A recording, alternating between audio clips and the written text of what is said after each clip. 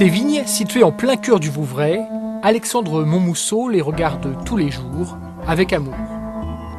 Créées au XVIIe siècle, elles appartiennent à sa famille depuis 3 générations, mais depuis quelques années, elles sont attaquées par un champignon qui fait beaucoup de dégâts dans les vignobles français, l'esca. Là, ça va pas très bien, hein. Le lime de la feuille, il est quasiment nécrosé. En fait, tout ça, c'est lié au fait que la sève ne peut plus passer. La maladie de l'esca, c'est l'obturation des vaisseaux. C'est le cholestérol. C'est le même effet. Dans la plupart des cas, l'esca finit par tuer les pieds de vigne et depuis l'interdiction, il y a une dizaine d'années, de l'arsénite de sodium, un produit très toxique, il n'existe plus de traitement efficace. Alors ici, on s'est lancé dans une expérience originale. On diffuse une musique qui adoucit les mœurs.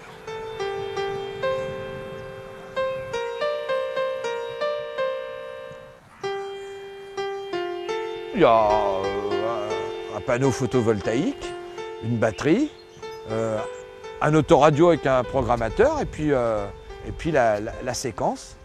Alors on fait passer 2 fois par jour, hein, le matin et le soir, pendant tout le cycle végétatif. On y va jusqu'à la chute des feuilles.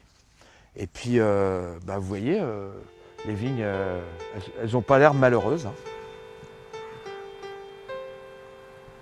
La technique consiste à rendre l'agresseur et l'agressé tolérants l'un envers l'autre.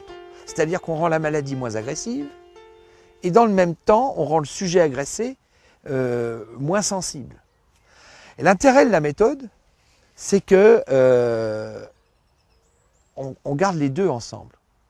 Ça veut dire qu'on n'est plus dans une lutte d'éradication, on est dans un principe de tolérance. Et ça, c'est très intéressant. Pourquoi? Parce que l'éradication crée le vide, que la nature bouge tout de suite par autre chose. Ça s'appelle les effets secondaires. Et là, en fait, il n'y a pas de trou. Le méchant est moins méchant et le brimé, il est moins brimé.